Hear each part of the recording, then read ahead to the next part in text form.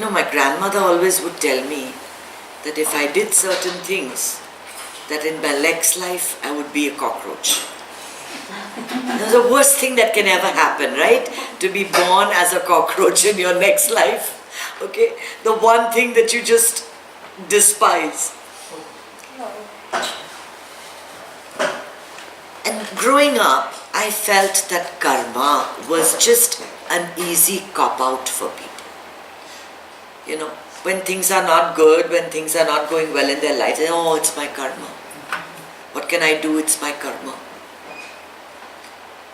But as I grew up and I started learning more and more, I realized that it wasn't that simple. Because it's not as if our life spans one lifetime. In this life itself, we are so invested in action. How many acts have we performed? And you know that every action, anything you do, anything you say, anything you feel, anything you taste, anything you smell, has an effect. The law of cause and effect. And karma understood this law of cause and effect, a natural law, which scientists only talked about very much later, some 5,000 years later. These are universal laws. They have functioned forever and they will function forever.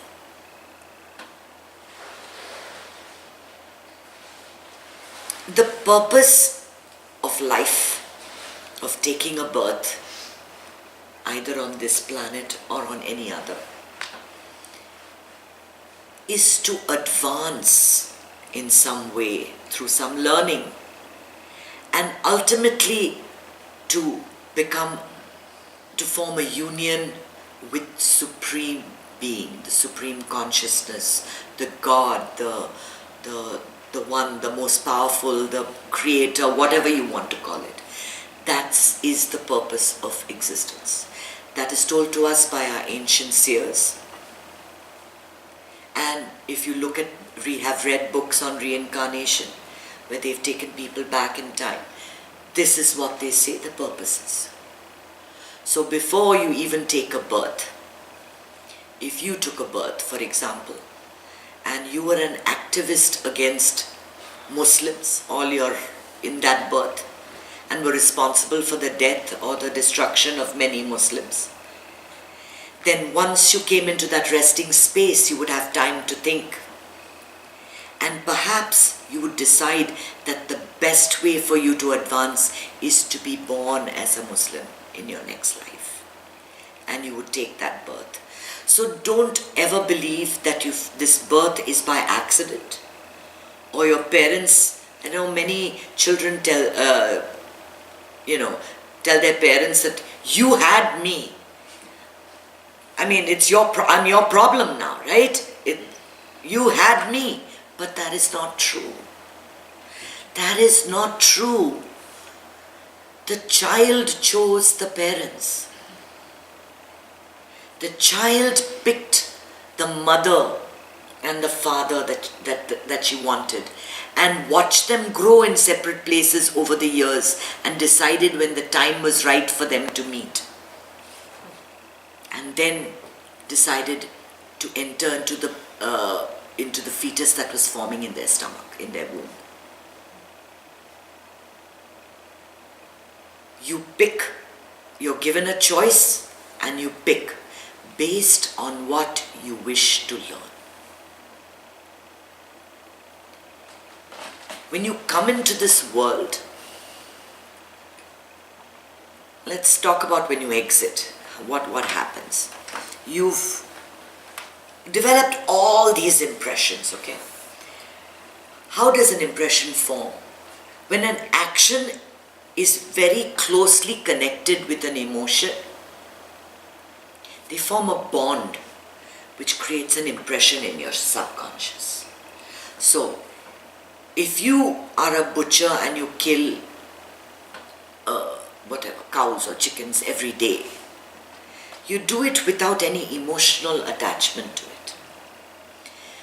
But that use that same knife and a man comes in to attack your daughter and you kill that man with the knife, the emotion you'll attach to the act of killing will be completely different. That is not to say that every time he kills an animal there is no impression. There is some. Killing always leaves some impression. So it is the amount of emotion and feeling and anxiety and stress that comes from an event that causes it to form an impression. So you imagine your subconscious, one impression here, one impression here, one impression here, lots of little impressions. When the time comes for you to depart from this body, you have three options. We meditate so that we release from the Sahasra Chakra. That is the ultimate goal. The less fortunate, it will happen from the eyes or the nostrils. And those that are very immature souls and face very violent deaths, it escapes from the mouth. So when the person is passing, you will see this, the eyes opening like that as the soul leaves. The eyes opening wide. And you know where the soul has left from. When it leaves, it is, if you think of it, the soul right now is melded into your body. It occupies everything in your body. But as it leaves, it collapses to this size, like a balloon. So all those impressions are compressed into this small piece of whatever it is, energy, in a balloon, which cannot be seen or released without a body. So the only way you can release those impressions, that karma, it's like a balloon, right? When happy birthday, you can't see it unless you blow it up, right? Once it's all tiny and shriveled up, you can't see it.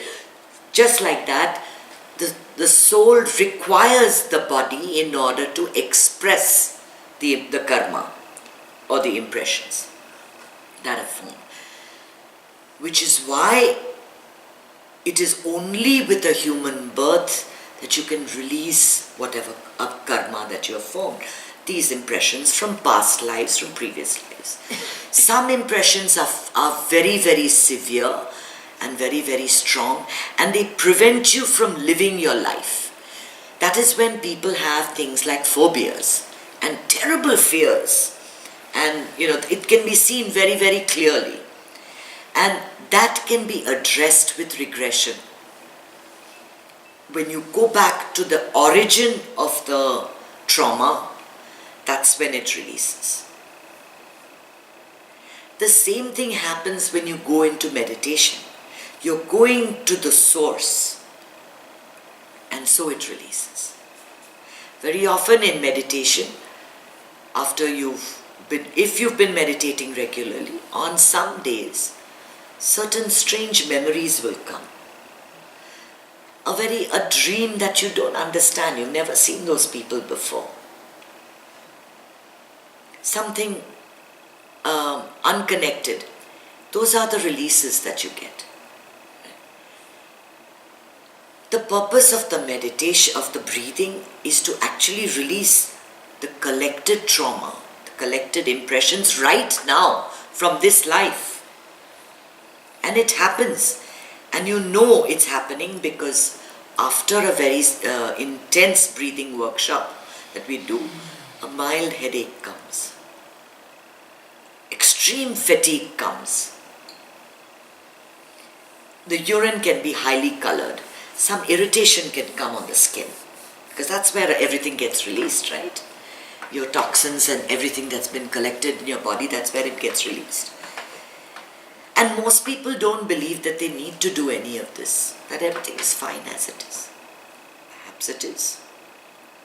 But I have a personal experience that life becomes a lot better when you release the stress you accumulate, when you release the impressions you accumulate, because we do continually accumulate these impressions.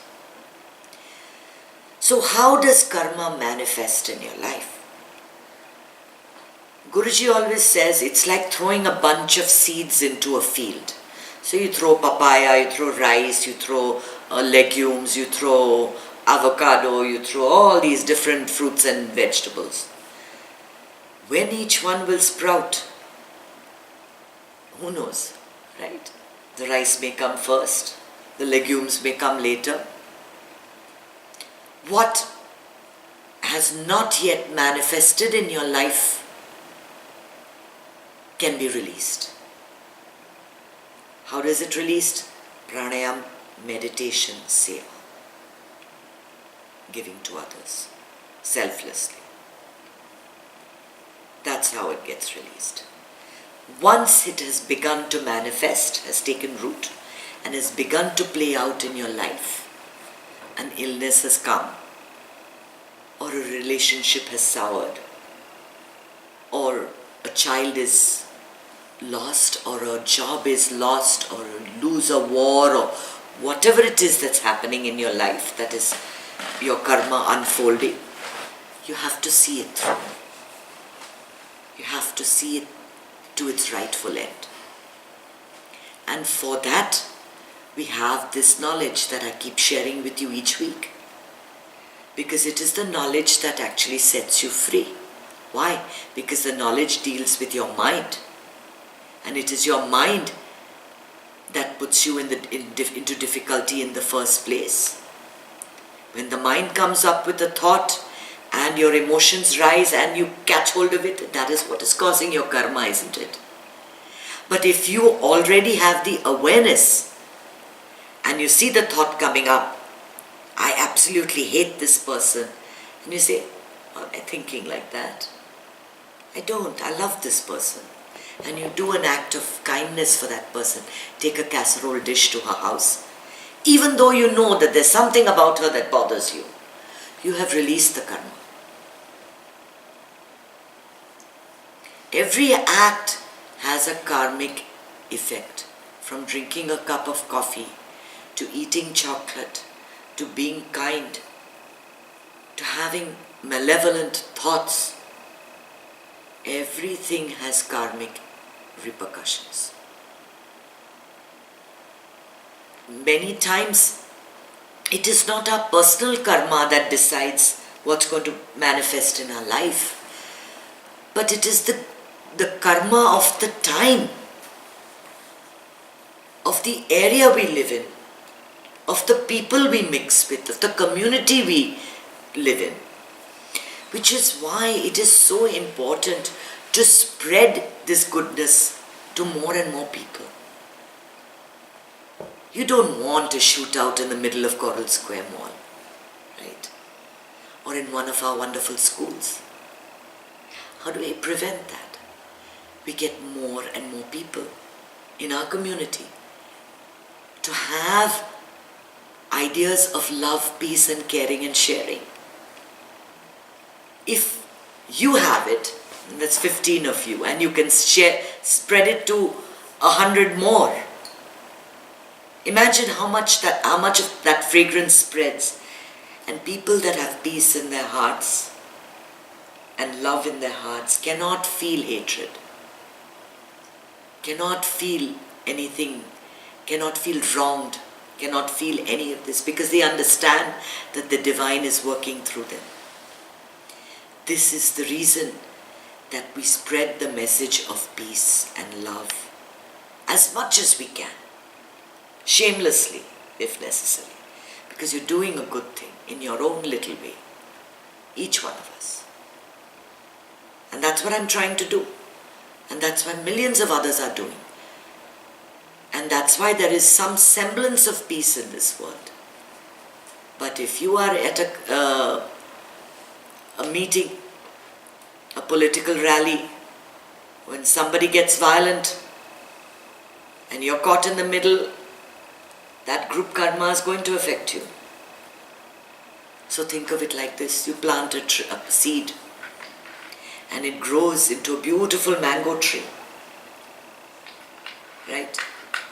Some mangoes get overripe and rotten and fall to the ground. And that is your bad karma. Some are beautiful and ripe and just delicious, and that is your good karma. Right? And some fall into the neighbor's yard, and that is the group karma affecting them. So we are in the midst of a number of forces working very silently. And the only thing that we can do that is of any use to anybody else is to always maintain that smile on your face, feel the peace in your heart, and share as much of love as you can. Because in this moment, that's all there is. Today someone sent me a saying, Eckhart Tolle saying, time is the biggest illusion. It is not precious because it isn't even there. Neither did the past exist. Neither is the future visible. What are you losing? You're only losing the present moment. Because there is only this moment. And in this moment, if you don't stand from the rooftops and declare that you are happy and hold on to that peace which is yours, you can never face the obstacles and challenges that are coming your way. You can never prepare yourself. This is what gives you the strength, the fortitude, anything in life. And that is the purpose, to face your problems as challenges. Your karma will rise. Some of it will manifest. Some of it already has manifested. But that doesn't matter. What matters is that now, today, see your karma as your destiny which took place in the past. And look at your future as free will. Making the right choices in this moment and controlling the path of your destiny. Controlling the reactions to your destiny. So that nothing buffets you. Just a little, those dolls that they have, the rubber dolls with a soft, you hit it and it comes bouncing back. You seen those? Yeah. So we need to be little rubber dolls. Karma comes and gives it a slap and it bounces right back. And moves forward in another direction.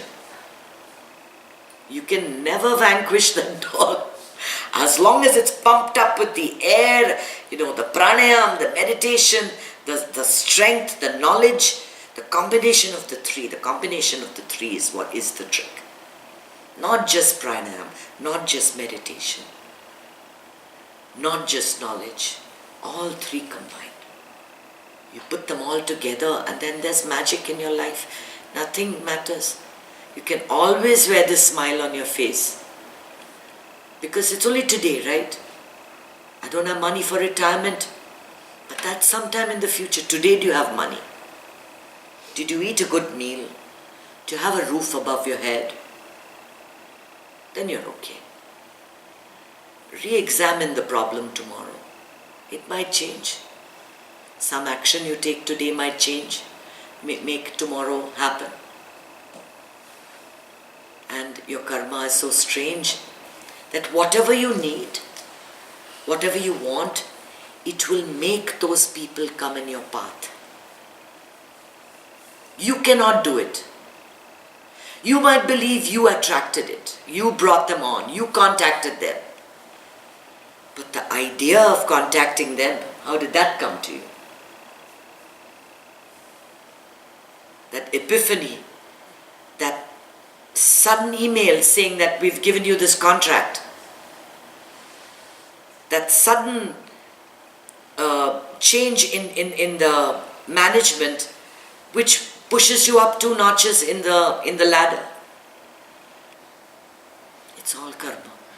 You can never control who you're going to meet.